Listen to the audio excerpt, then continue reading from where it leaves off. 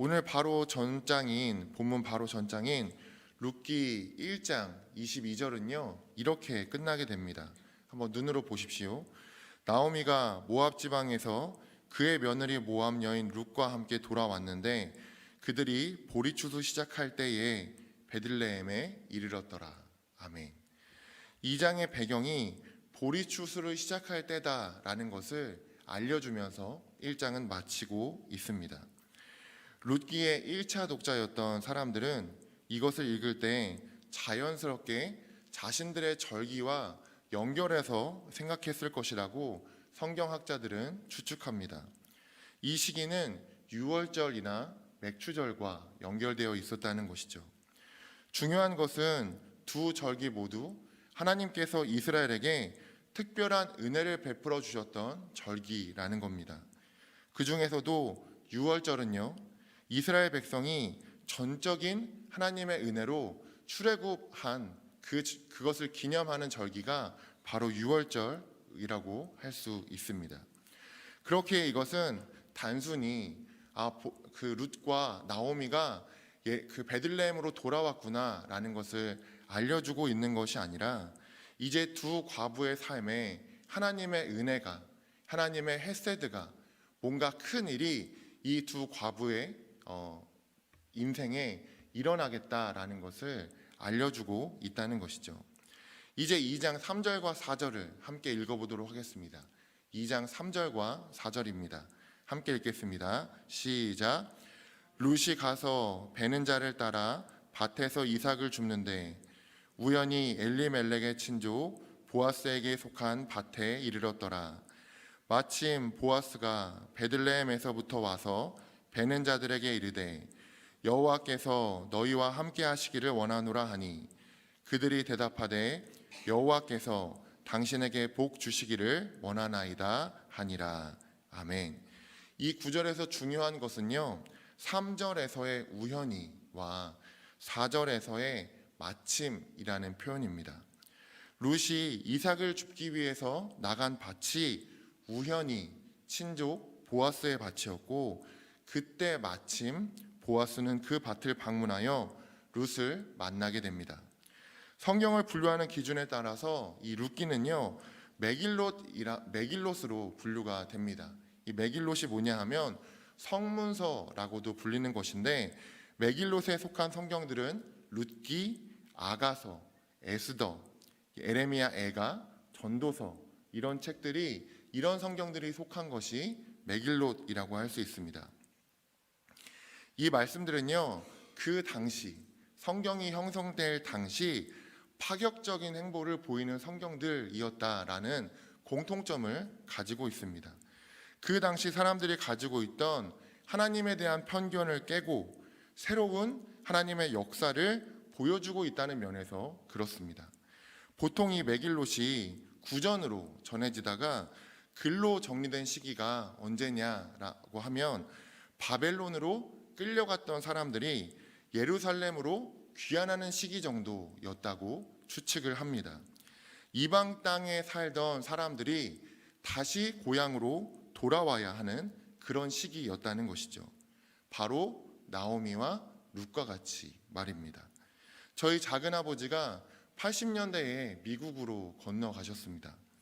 그리고 정착을 하셨죠. 그리고 그 자녀들이 어렸을 때 집에 놀러 왔던 것이 생각이 납니다.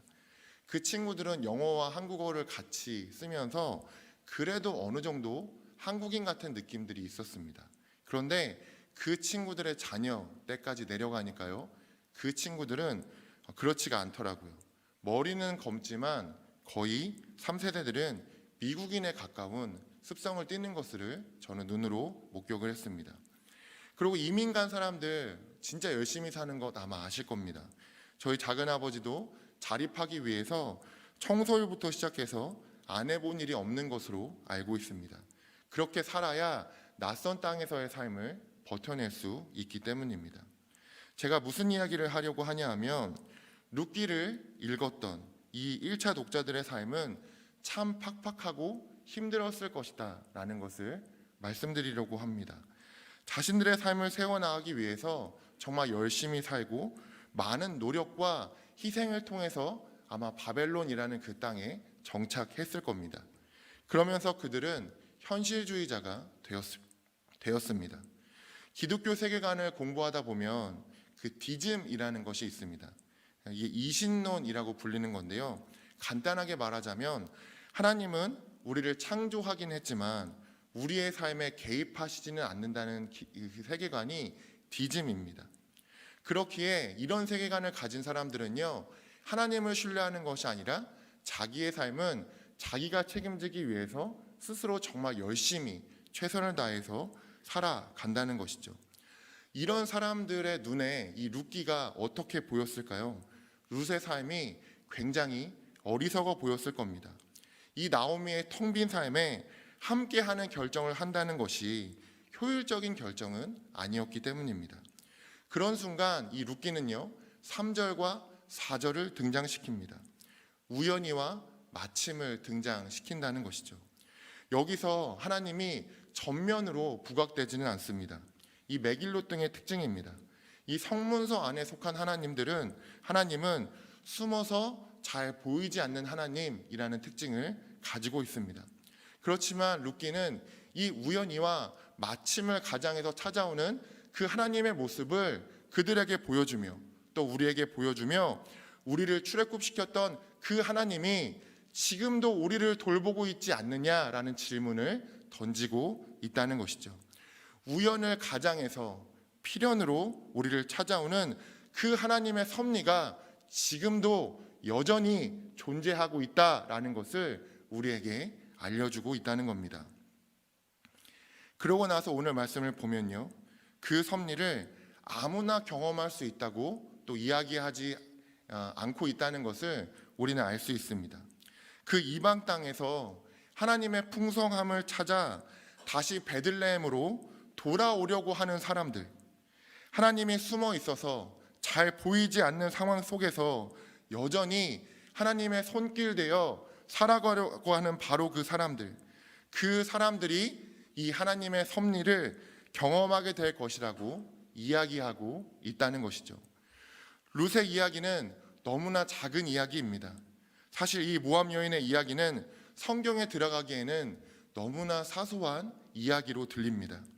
누가 기억하지 못해도 아무도 뭐라고 하지 않을 잠깐 피었다가 지는 우리가 보았던 그런 벚꽃과 같은 그런 이야기라고 할 수 있습니다. 그런데요, 하나님이 이 이야기를 기억해 주셨습니다. 그리고 이 이야기를 통해서 다윗이라는 구약에서 예수 그리스도를 떠올리게 하는 그 가문의 이야기를 이 룻기를 통해서 시작하게 됩니다. 어느 누구보다 현실적인 삶을 살아갈 수 있었던 한 여인이 하나님을 신뢰함으로 모험했고 도전했고 그리고 마침내 하나님의 풍성함을 경험해 가고 있습니다. 이 이야기를 하나님은 기억하셨다는 것이죠. 때로 우리의 삶은요, 참 작고 연약해서 아무도 기억해 주지 않을 것 같은 느낌을 받을 때가 있습니다. 그리고 누구에게 이야기하기도 부끄러운 그런 삶을 살아갈 때도 있다는 것이죠. 그렇지만 이런 우리의 삶을 하나님께서 주목하고 계신다라는 것을 우리가 기억했으면 좋겠습니다. 참 힘들고 어려웠어서 지독한 현실주의자가 되었을 수도 있는 우리의 인생을 하나님께서 기억하고 주목하고 계신다는 것이죠. 이제 12절을 함께 읽어보도록 하겠습니다. 12절입니다. 시작. 여호와께서 내가 행한 일에 보답하시기를 원하며 이스라엘의 하나님 여호와께서 그의 날개 아래에 보호를 받으러 온 내게 온전한 상 주시기를 원하노라 하는지라. 아멘. 이 현실과 하나님 나라 사이를 살아가고 있는 주사랑교회 성도 여러분, 저는 이 말을 두렵고 떨리는 마음으로 여러분에게 전합니다. 사실 저도 이것을 경험해가는 중이기 때문입니다. 그렇지만 용기를 내어 말씀드립니다. 하나님과 함께 모험하는 결정을 했다가 여러 가지 고통과 어려움들을 당했던 분들, 더 사랑하려고 하다가 인간적 한계로 상처받은 분들, 하나님을 신뢰하는 결정을 했다가 혹시 후회와 어려움의 시간을 보냈던 분들, 하나님께서 여러분들의, 그 모든 성도님들의 기업이 되어 주실 겁니다. 하나님께서 여러분들의 그 수고와 헌신과 그 결정들을 분명하게 기억해 주실 겁니다. 하나님의 날개 그늘 아래에 여러분들을 품어 주실 겁니다. 잘 견뎌 주십시오. 잘 버텨 주십시오. 자립하지 못하고 여전히 이삭을 주우러 나가는 것 같은 그러한 우리의 삶 속에서도 우리와 여전히 함께 하시는 하나님 앞에 우리가 나아갔으면 좋겠습니다. 시기는 확실히 알 수 없지만 우리의 상 되어 주시는 하나님께서 지금은 너무 커 보이고 어려워 보이는 그 문제들을 넘어설 수 있을 만큼의 충분한 힘과 능력들을 우리에게 주실 줄을 믿습니다. 저희 함께 기도하겠습니다. 살아계셔서 지금도 우리의 삶에 개입하여 주시는 하나님, 우리가 주님의 풍성함을 기억함으로 하나님 나라를 탐험하는 이 모험을 계속할 수 있기를 소망합니다. 우리의 정체성이 정창민이 아니라 유목민임을 기억하게 하시고 오늘도 주님과 함께 모험하는 하루가 될 수 있도록 인도하여 주시옵소서. 하나님, 때로 우리가 현실에 너무나 매여 살아갈 때가 있습니다. 그때마다 개입하여 주셔서 자기 몰입적 삶에 매몰되지 않게 하시고 헤세드의 삶, 하나님과 우리 곁에 있는 복음이 필요한 자들에게 시선을 둘 수 있는 용기와 힘을 허락하여 주시옵소서. 교회를 위해서 기도합니다. 이 주사랑교회가 하나님 선교에 동참하는 교회가 되기를 간절히 소망합니다. 그 중심에 그리스도를 두고 온 피조세계의 신음소리에 응답하며 우리의 삶의 자리에서 하나님의 복음을 선포하는 교회 되게 하여 주시옵소서. 환우들 위해서 기도합니다. 남몰래 흘리는 눈물과 그 고통의 신음소리에 하나님 응답하여 주시기를 소망합니다.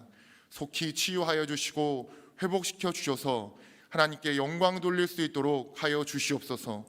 환우들을 돌보는 가족들에게 내적인 힘과 능력 더하여 주셔서 환우들의 곁을 지킬 때에 그 손길이 하나님의 손길 되어 환우들에게 위로가 될 수 있는 가족들 되게 하여 주시옵소서. 오늘 하루 온전히 의탁드리며 이 모든 말씀 예수님의 이름으로 간절히 기도드립니다. 아멘.